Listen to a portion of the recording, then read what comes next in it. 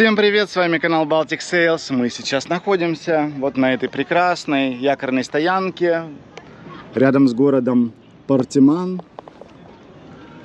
Как вы видите, стоянка такая плотно забитая. Ветра сегодня нет, но нам здесь стоять надоело, и мы сейчас будем уходить в Альбуфейра. Тем более, что у нас закончилась вода. Ну, не закончилась, а заканчивается. Так что сразу остановимся в Марине и заправимся по полной. Заодно у нас ждет куча стирки, поэтому в Марине постоять будет полезно. Провели мы на этой якорной стоянке 8 дней. Сначала она комфортная, а потом вам надоедает то, что везде тут летают, возят туристов, постоянно мутят воду и вас болтает все время. Но после 9 где-то, после 10 уже более-менее спокойно, потому что только ночные туристы, там вот возят на этот пляж, там дискач устраивают, фаер-шоу, и потом в 11 часов их развозят всех обратно, и после 11 совсем хорошо стоять, как в Марине стоите, вообще даже не шевелится лодка, потому что закрывает здесь вот эти вот волнорезы очень хорошо. Ну а мы идем дальше, Альбуфейра. Мы, конечно, хотели посмотреть еще здесь рядом есть, как Вероника сказала, самый большой такой музей песчаных фигур. Я не знаю точно, или просто музей песчаных фигур с самыми большими фигурами в мире.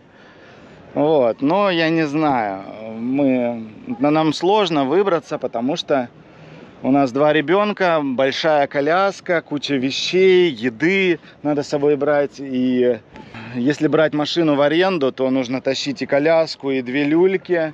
Если ехать на такси, то тоже нужно брать и коляску, и 2 люльки, плюс еще вещи. А если ехать на автобусе, то здесь не так просто доехать на автобусе или поезде до этого места. Так что мы решили забить на это все дело.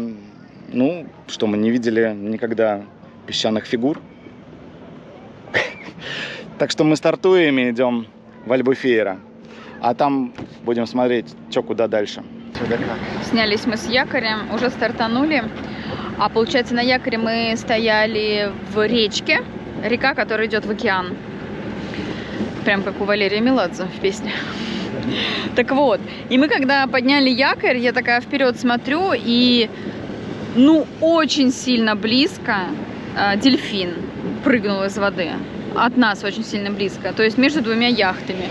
Вот такого я еще не видела, чтобы в речке, да, там, где люди купаются, тут вот туристы, здесь очень такая оживленная местность, дельфин. И потом, когда мы уже уплыли, обратили внимание, что он пошел ближе к берегу, то есть еще ближе туда к людям. Вот так вот. Так что мы стартанули. Путь наш будет где-то 3 часа. Мы будем проплывать мимо крутого здесь места Беганил или как-то Бенегил. Да. Типа пляж со скалой и в скале, короче, окошко. Но мы такое уже на самом деле видели рядом с Лагошем. Просто там картинка у них на рекламе в Бенегиле более красивая. Надеюсь, что с дельфинами, но без касаток. Погода душная, ветра сегодня нет, и завтра не будет, и послезавтра не будет. Но мы уж сегодня отмоторим недолго, там где-то около 3 часов. К концу нашего сегодняшнего путешествия вроде как обещают там до 16 порывы, и ветер должен развернуться в корму. Но значит для нас это будет где-то там 12-10 узлов порывы. Сейчас ветер всего лишь где-то 4 узла. Нам этого недостаточно. Я даже грот не рассеклял, потому что ветер будет уходить в корму. А Генуя, в принципе, я всегда могу открыть. Я вот и собирался сейчас открывать, а ветер совсем сдулся. Как только он будет хотя бы там 7 регулярно, но я тогда открою грот. Места здесь красивые, здесь, видите, скалы. И как раз вот туристов здесь катают. Каждый час-два буквально там лодки летают. И причем вот Бенегил, например, который дальше будет, там с разных городов С Лагоша туда возят на пауэрботах, с Портимана и с Альбуфейры тоже возят. Поэтому можете представить, сколько там людей. Мы думали там остановиться, тоже съездить, но чтобы посмотреть это место, нужно до 9 утра туда приезжать, где-нибудь в 6 утра, и до 9 уже покинуть это место, потому что потом будет просто толпы туристов и очень некомфортно. Но мы решили, что невозможно нам с детьми так рано встать, туда приплыть, потому что есть свой режим определенный, так что мы просто проплывем мимо. Но, возможно, увидим, как там туристы будут находиться на этом месте.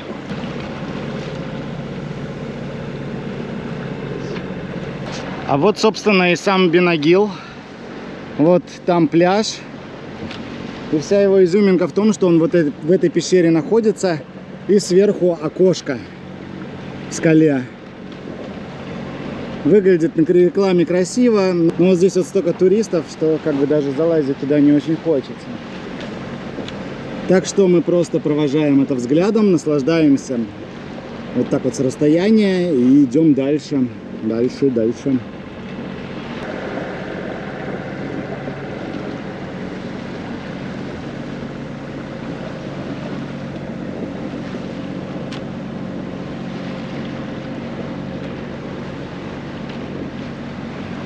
Все, мы теперь уходим от этого прекрасного берега и идем туда, на кончик мыса. За ним уже будет Альбуфейра. Вероника здесь построила плотину, чтобы ребенок не выползал за радиус ее контроля. А это полоса препятствий, чтобы ему скучно не было. Полоса препятствий, чтобы скучно не было. Подушка от дивана.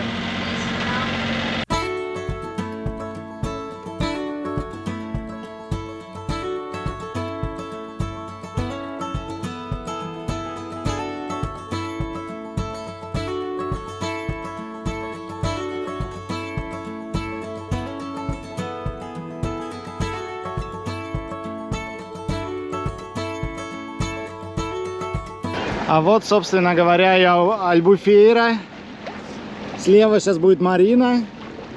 И там вот, судя по всему, как раз якорная стоянка. Мы сейчас будем решать, останемся на якоре или пойдем в Марину.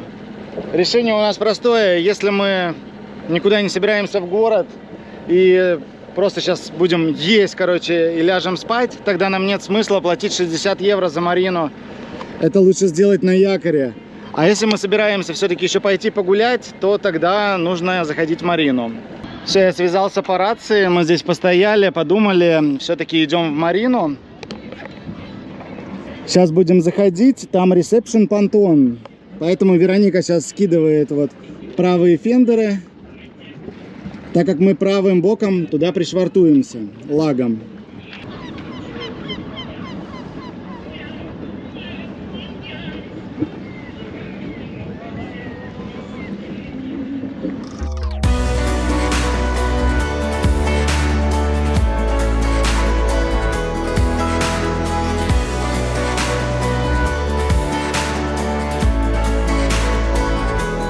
Так выглядит чек-ин в Марине. Я сейчас нахожусь в офисе, как вы видите. Там делают копии моих документов, то есть наших документов. А вот там вот Моана, как вы видите. Все. Мы в выданном нам месте в Марине. Марина Альбуфейра. Под закат. Красота. Такие вот там домики интересные. На ресепшене работают довольно-таки долго. Наверное, час вся регистрация была в общей сложности. Потом еще выдали место. А я сказал, может ли харбор-мастер прийти помочь нам зашвартоваться. Потому что Марина довольно-таки тесная. Как вы видите, вот тут все рядом. Как бы и у него динги, и у нас еще тут тоже динги выпирает.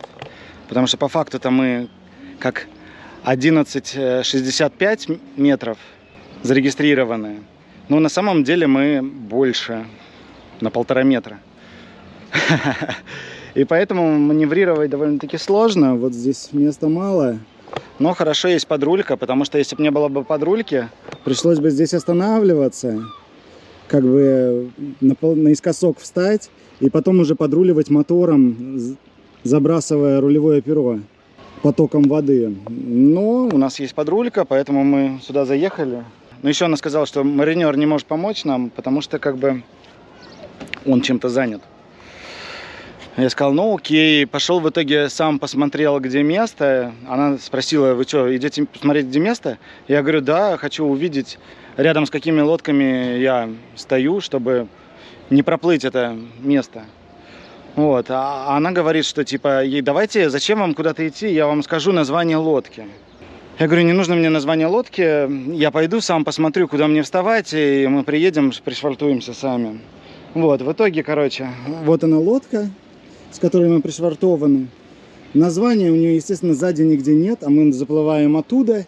И как вообще понять название лодок, если, короче, они здесь не написаны ни у кого. Поэтому лучше всегда перестраховаться и сходить, посмотреть собственными глазами, куда вам нужно встать. Должен быть ориентир. Если вас никто не будет встречать и махать вам вот так вот, где свободное место. Потому что, ну, вот там есть свободное место, там еще было свободное место. Вот здесь есть свободное место. Табличку номер 26 вы как бы, ну, не увидите глазами. Потому что она здесь вот такими вот маленькими цифрами написана. Ну и вам там, когда вы сюда заруливаете, особо некогда смотреть по этим вот маленьким номеркам, куда вам встать.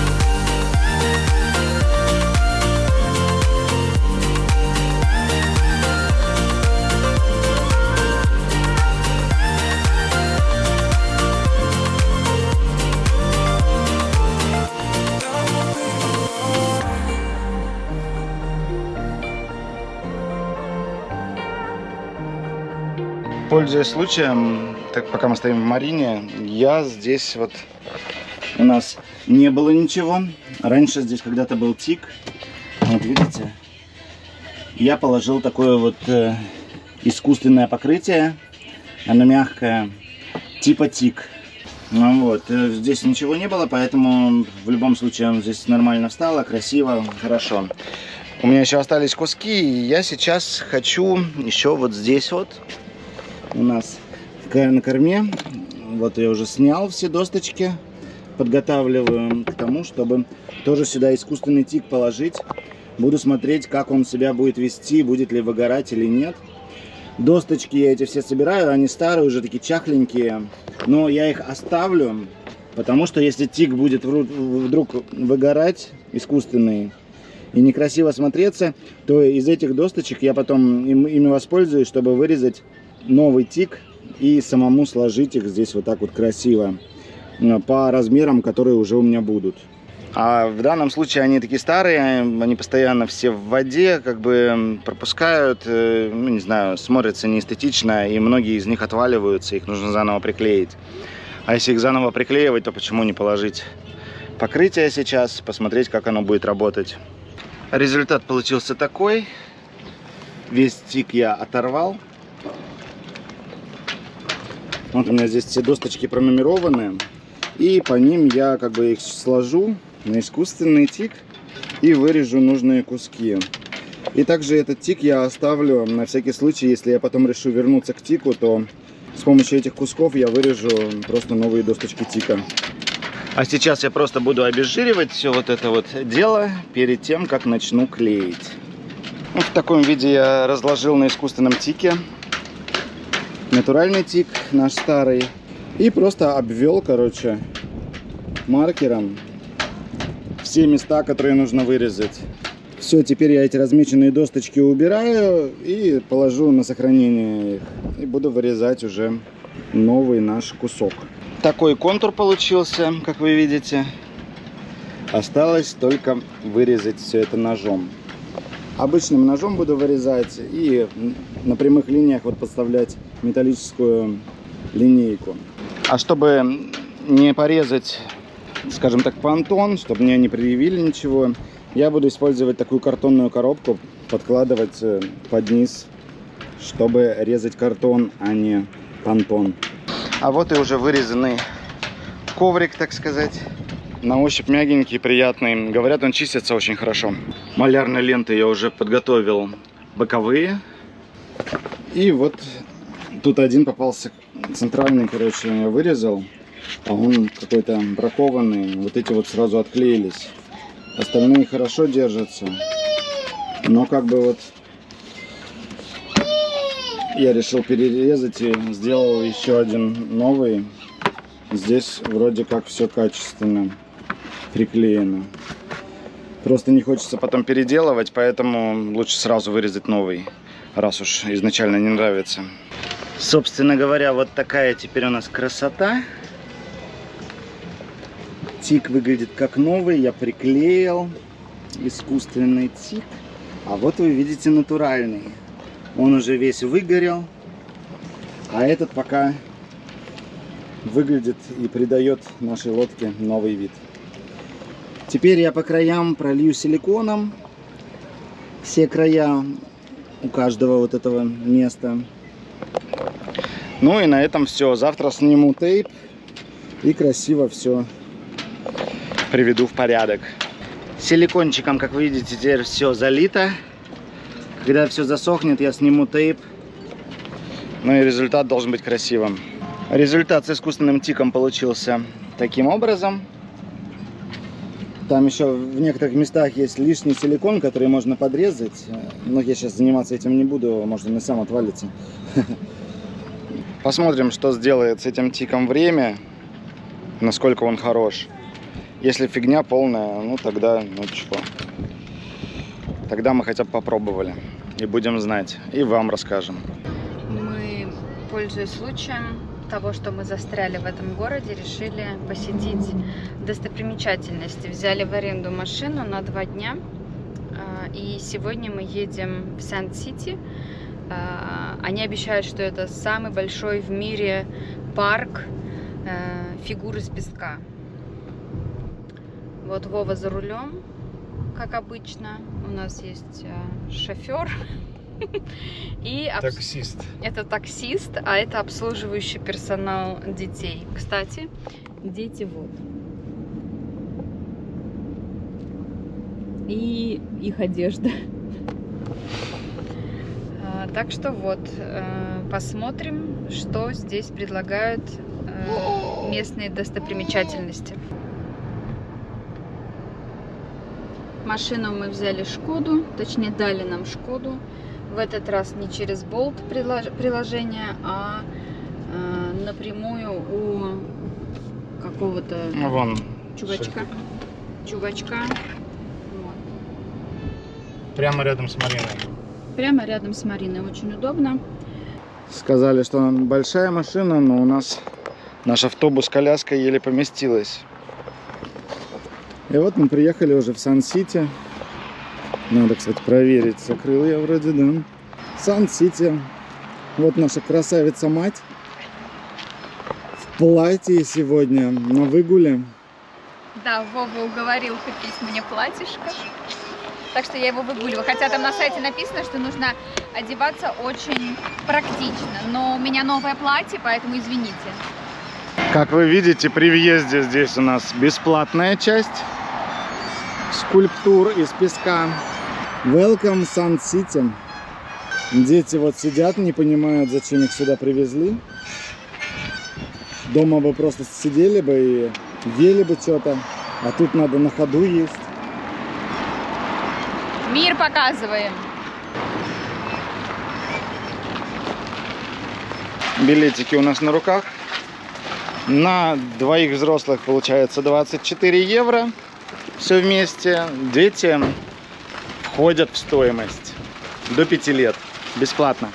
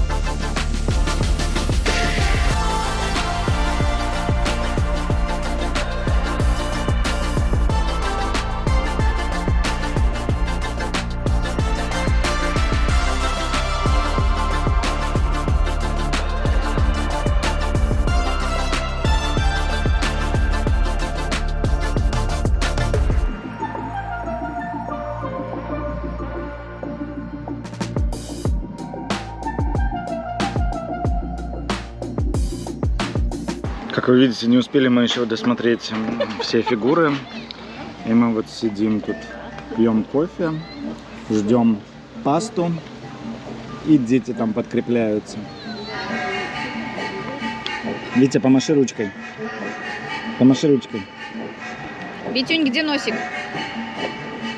Сколько тебе годиков? О, носик, правильно показала. Мы вообще в Сан-Сити собирались в Портимано еще. Но там у нас все не складывалось, потому что как бы то мы не выспались, то устали, то погода слишком жаркая, то еще что-нибудь там. Мы в итоге решили не поехать. А здесь мы вот взяли в аренду машину уже и все-таки заехали. А завтра у нас будет зоомарин, да? Да. На весь день. Еды много потребуется.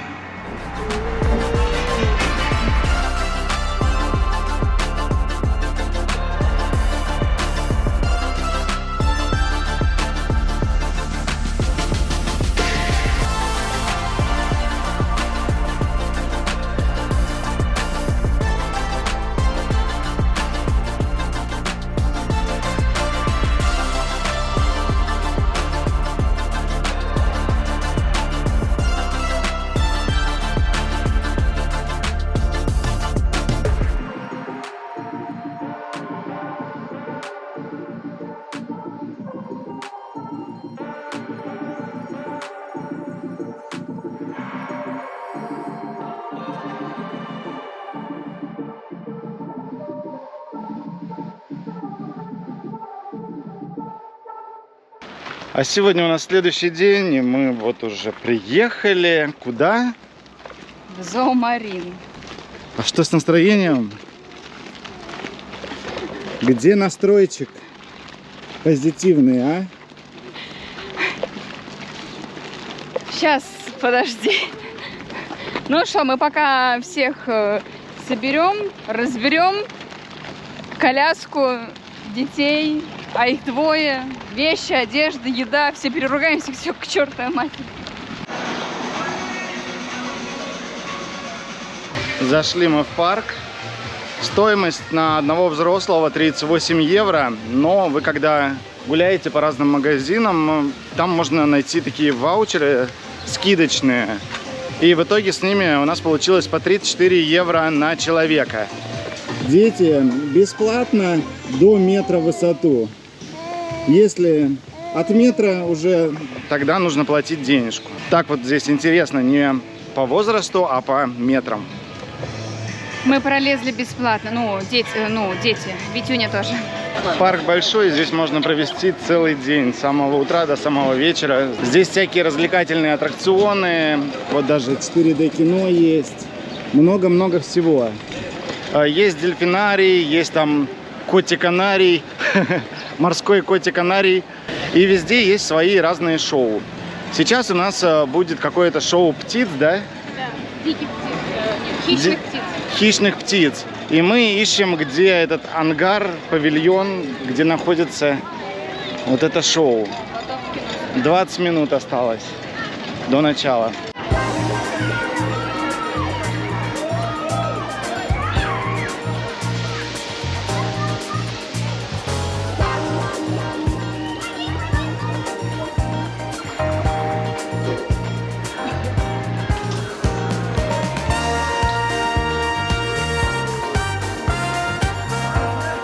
Вот мы дошли до ангара с дикими птицами. Сейчас здесь будет шоу.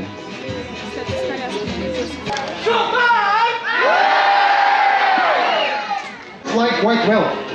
They are also famous for their vocalizations that can be heard from many miles away. Estas aves também são conhecidas pelas suas vocalizações que podem ser ouvidas a quilómetros de distância. Muito obrigado, Bambinho. Thank you very much. This way. Thank you very much.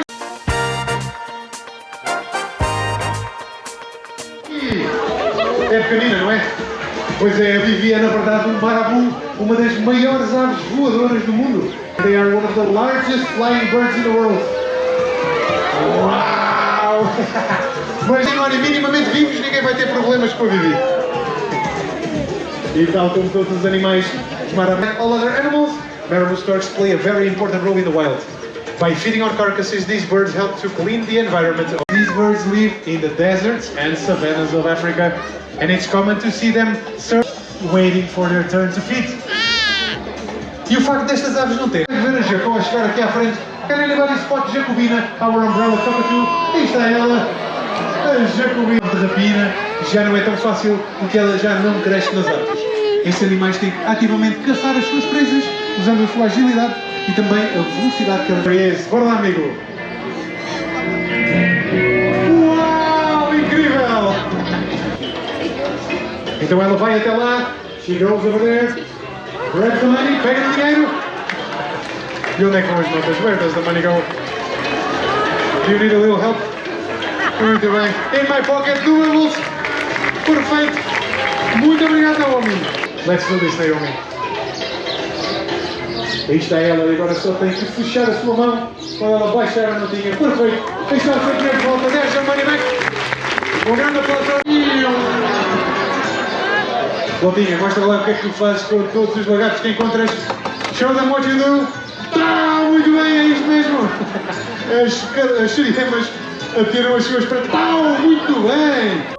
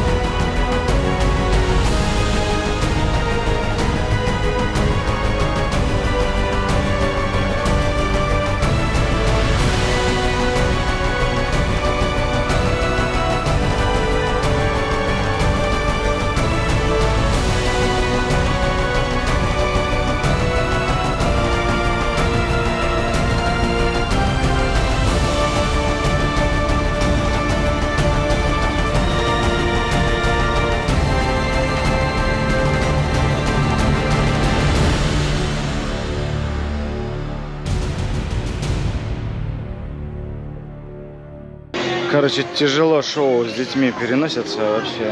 Потому что очень строго здесь, что нельзя с колясками. Видите, здесь вот припаркованы все коляски. А когда мы раньше ходили в других местах на шоу, где нельзя с колясками, мы все равно проходили. Ну, как-то сбоку аккуратненько можно встать, чтобы никому не мешать. А в коляске дети сидят и сидят, нормально там играются. А так, не знаю, хочет куда-то убежать, туда-то это. Но неудобно, конечно, когда коляску нужно оставлять.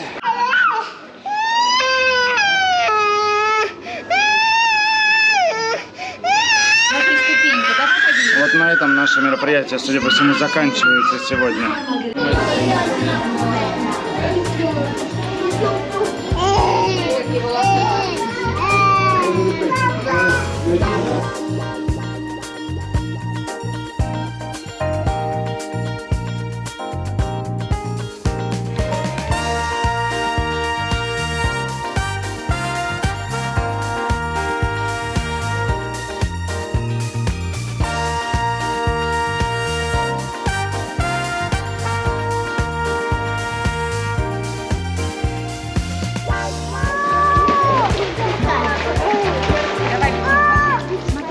Ой, я потрогала.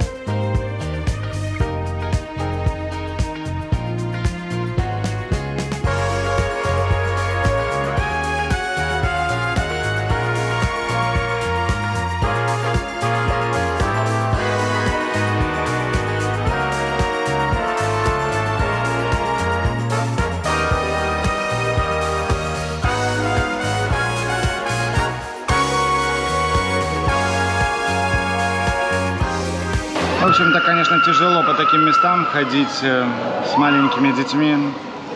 Видите, сейчас кризис уже начинается. Вот мы тут перекусываем. Видите, истерика.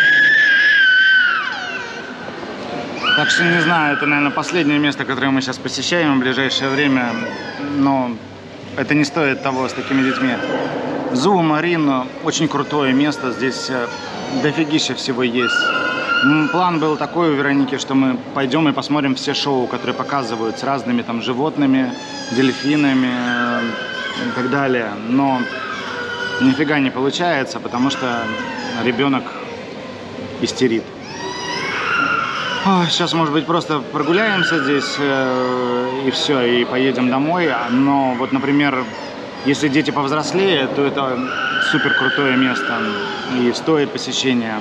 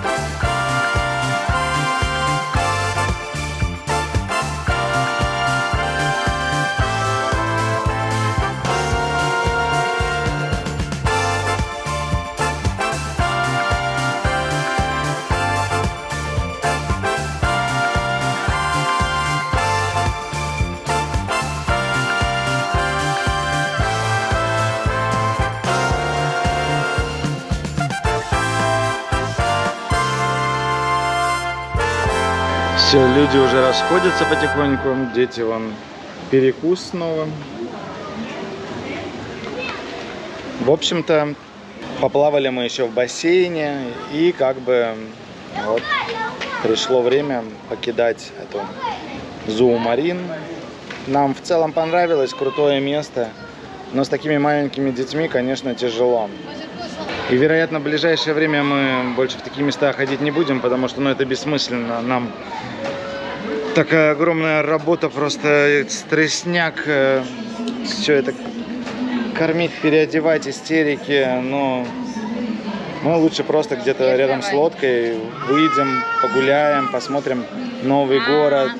Или что-то где-то, где везде можно с коляской ездить. Потому что, видите, у нас, если его уже с коляски вытащить, а это может быть начало того момента, когда мы куда-то выходим. И все. Он и не идет никуда, найдет какой-то камешек и сидит там. И вся наша прогулка заканчивается. А смысл-то был посмотреть все шоу, насладиться всем этим. Но вот, есть так, как есть. А теперь мнение Вероники. Херня из-под коня. Или, как эстонцы говорят, порнуха. Ну, что я могу сказать? Говорю, как есть. Обслужи, всех помой, подмой, переодень, накорми, напои, дверь запили. У нас еще такой, знаете, возраст у детей, самый дурацкий. Один, короче, тупо сидячий, а второй тупо ковыляющий. Он даже не ходячий еще. Он же тоддлер. Так он даже не ковыляет туда, куда надо. Он как бы вот найдет камешек там или что-то, сядет там, и все, его оттуда не уведешь. Уведешь только с истерикой.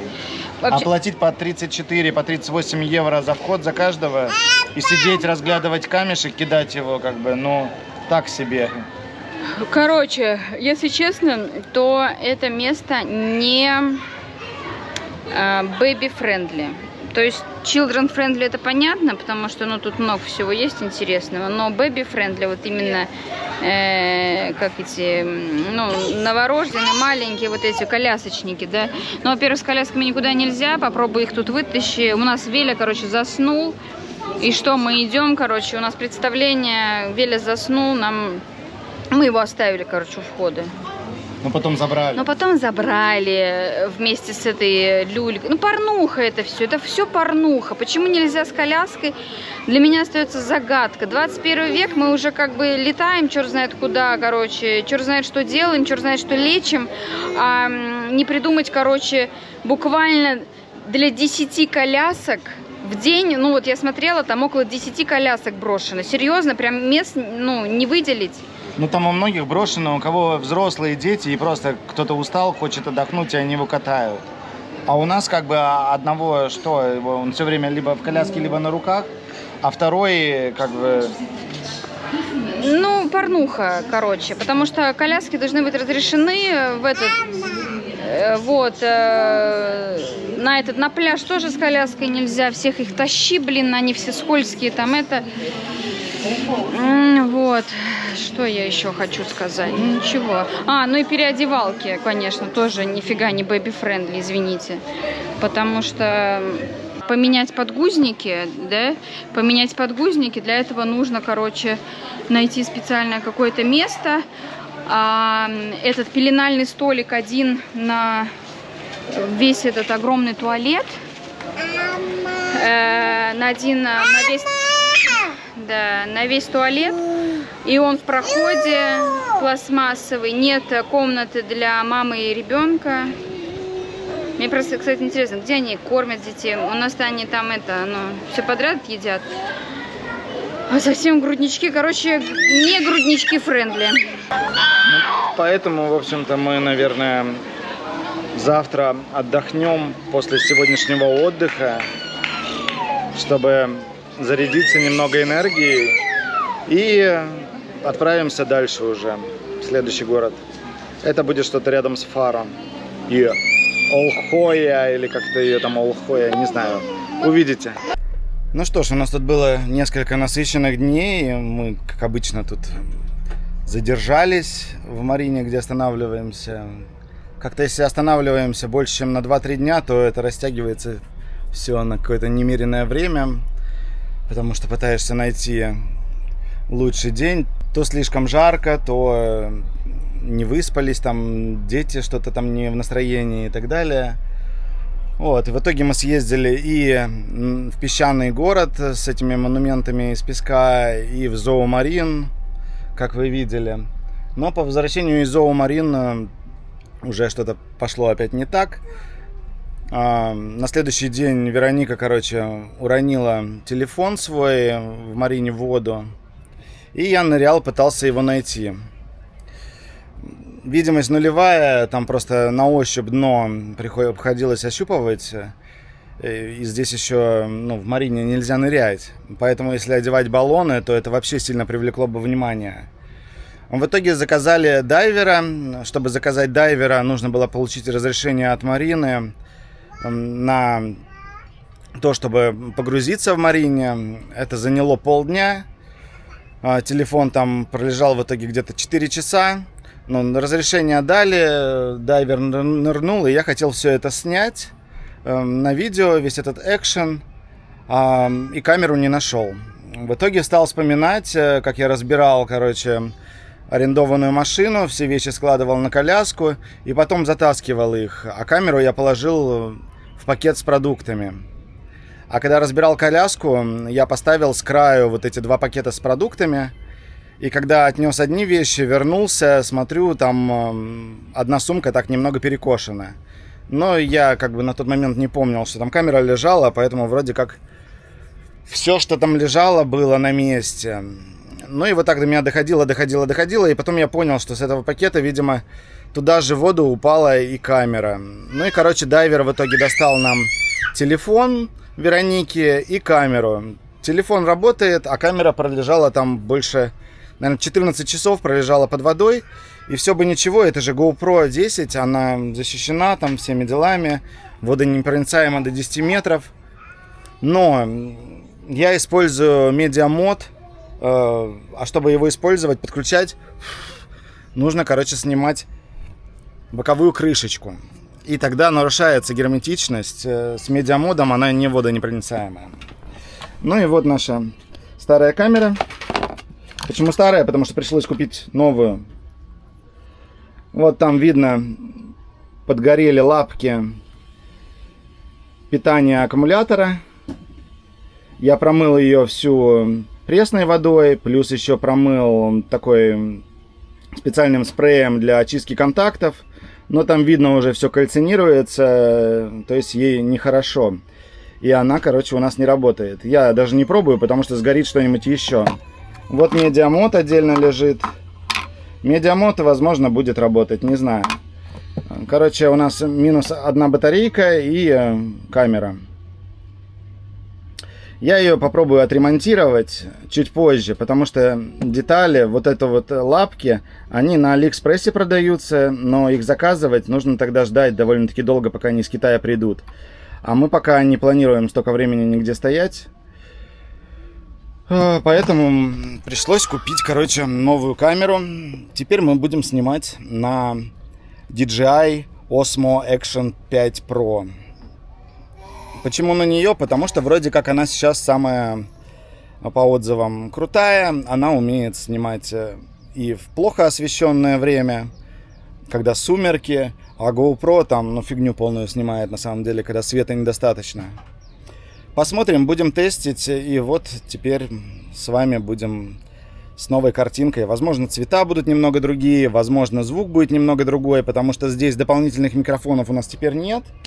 Нигде в продаже не были, и это чисто микрофоны в камере. А медиамод с GoPro сюда, конечно же, не подходит. В отличие от GoPro, эта камера теперь более такая надежная, потому что она до 20 метров под водой защищена, и не нужна никакая защита. И также не нужно нарушать ее герметичность медиамодом, потому что для нее идут микрофоны отдельные такие. Они вставляются, они вешаются куда-нибудь на одежду, и все, и они беспроводные. Поэтому, если камера упадет в воду, ей ничего не будет. В общем-то, мы с этим местом заканчиваем. Альбуфейра для нас закончилась, надоело уже. Красивая марина, как вы видите, такая вот она красочная. Тут определенно красиво. Такие вот отельчики вокруг. Но мы все уже устали от нее. Здесь в марине самой, в принципе, вот куча ресторанов, всяких развлекаловки. И в вечернее время довольно-таки тихо. А вся тусня происходит в центре города. В старом городе это идти надо туда. Ола. Там просто действительно такое туристическое место. Дофигища туристов, всяких шумных баров, клубов, дискотек. Там просто все гудит вечером и ночью. Мы пару раз там были, ходили, смотрели. Круто уже, прям курорт-курорт. А мы, в общем, все. Покидаем теперь эту марину. С нас достаточно. Я сейчас заправлю в воду и уже будем собираться уплывать. Я заплатил, довольно-таки много заплатил, потому что стояли долго. Там почти 2 недели получилось у нас здесь тоже. А марина стоит на нашу лодку 58 евро в сутки. Все, всем пока-пока, до новых встреч, подписывайтесь, ставьте лайки, не забывайте писать комментарии и подписывайтесь еще на телеграм-канал, там, как правило, все уже, конечно же, знают, что мы утопили камеру и телефон до момента того, как вы увидите это видео. Пока-пока, до новых встреч.